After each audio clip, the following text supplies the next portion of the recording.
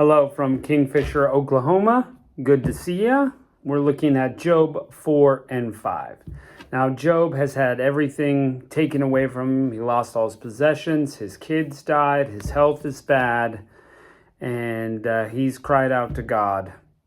Now, Eliphaz, the Temanite, one of his friends, decides he's going to weigh in on the situation. Now, he opens up by asking permission, but we don't really see Job giving it. So he just continues. Maybe that's the poetic part, but he continues to talk. He says, look, in the past you've given some advice. Now it's time to listen to some. Eliphaz asks, which innocent person had trouble like you're experiencing?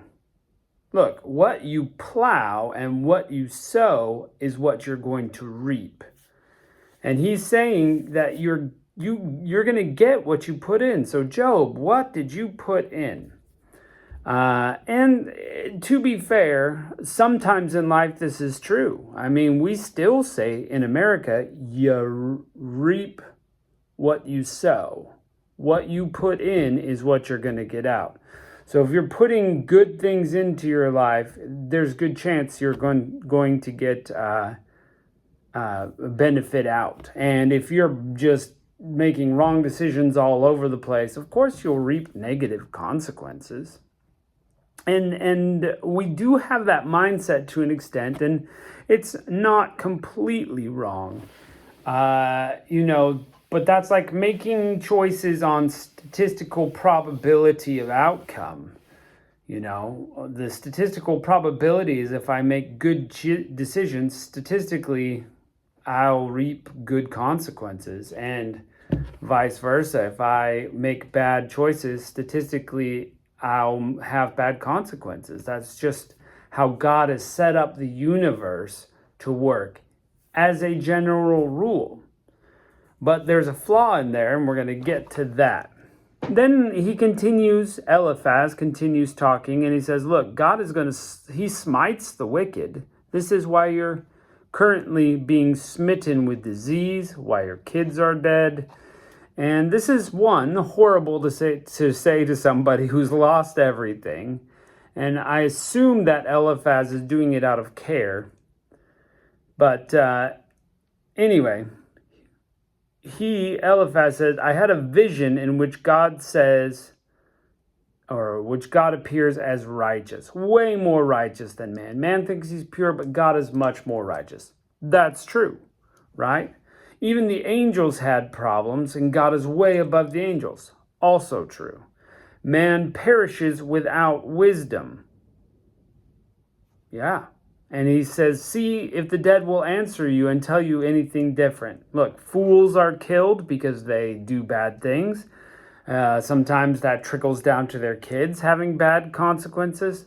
The lowly, foolish man's making these wrong choices and reaping those consequences as well as his children. Tough.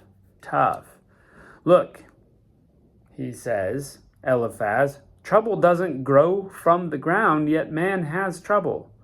So if it's not growing up from the ground and jumping on mankind, we're kind of making it ourselves, which again, to an extent, is true.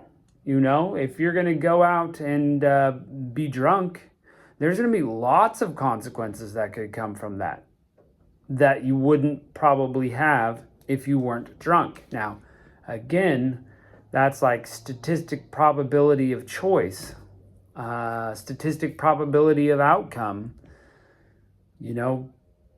but we're going to find, and this is one of the points of the book of Job, is that you don't always get what you deserve, and that's both a good and a bad thing.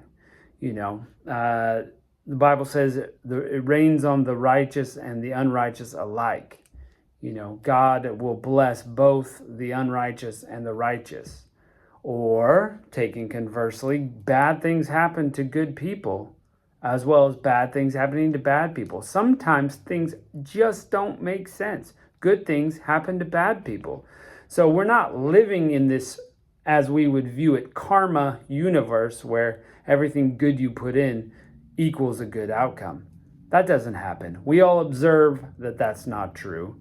Mother Teresa would have been the most rich, famous, person in the world because of all the good she did. And criminals, murderers would, be on a meteoric decline in life. They would be the poorest ones. But we just don't see cause and effect always taking place, but sometimes. So I give Eliphaz's little rant here. Some of it's good advice and some of it's not.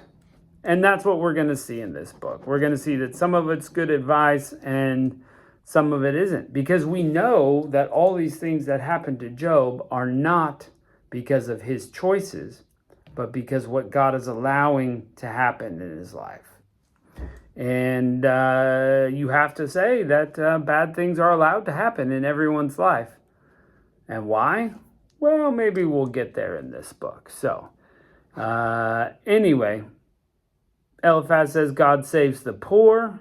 It's good to be disciplined by God. Rejoice in your troubles. And to be fair, that's New Testament also. Consider it joy, my brothers, when you face trials of various kinds. Because that will produce faith in you, right? And maybe that's what that New Testament writer is looking back and saying, look, remember Job? It produced great things in his life, even though it was difficult. I don't know. So not 100% great advice, not horrible advice either, but it doesn't take into account the fact that Job did nothing wrong. He didn't. These circumstances are happening to him. Remember, he was upright in God's eyes, near perfect. He did all the right things in response to God. Now, he was still a sinner, no doubt about that. But so why are all these bad things happening? So we're going to have to stick with it and find out. For now, let's read chapter 4. Then Eliphaz the Temanite answered and said, if we essay to commune with thee, wilt thou be grieved? But who can withhold himself from speaking? Behold, thou hast instructed many, and thou hast strengthened the weak hands. Thy words have upholden him that was fallen, and thou hast strengthened the feeble knees. So you've helped people before who were down and out. Now it's going to be your turn. But now it has come upon thee, and thou faintest. It toucheth thee, and thou art troubled. Where's the good news that you are giving to others that you're not taking? Is not this thy fear, thy confidence, thy hope in the uprightness of thy ways? Remember, I pray thee, whoever perished being innocent. So there's the problem.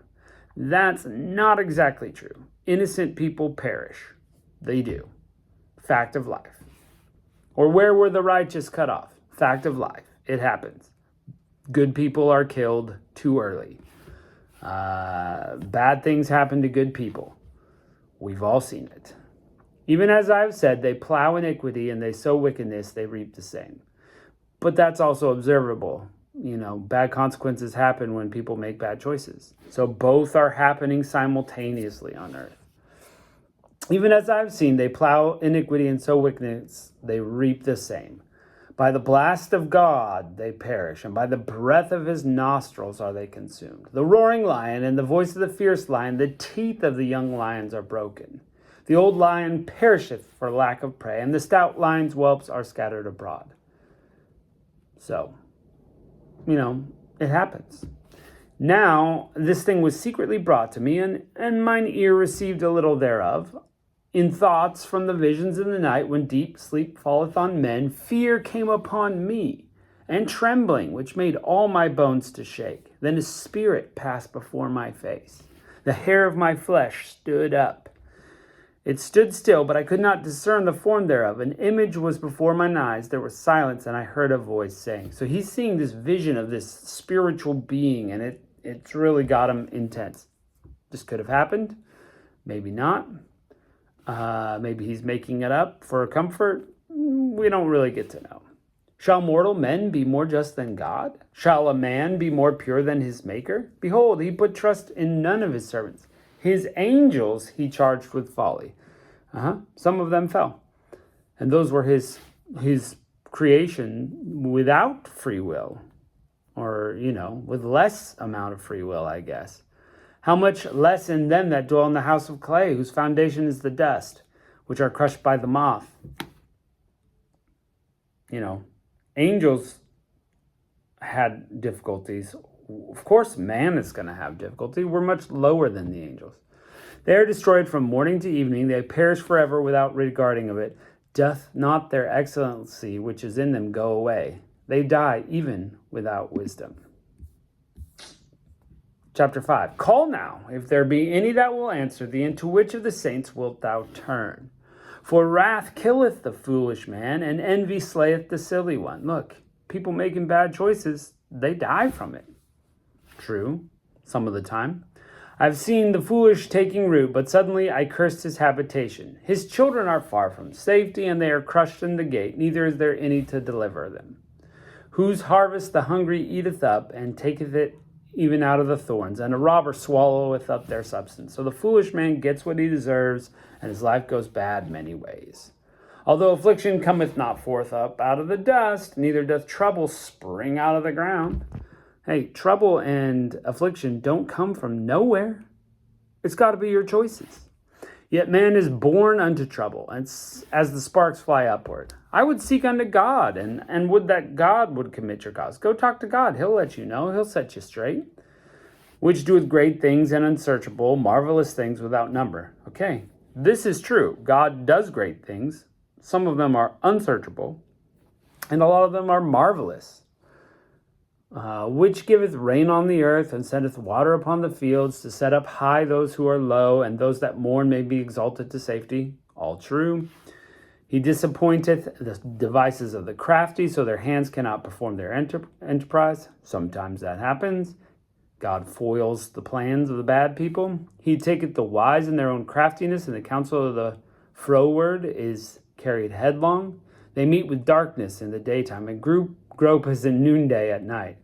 But he saveth the poor from the sword, from their mouth, and from the hand of the mighty. God does that sometimes, saves the poor. Not all the time.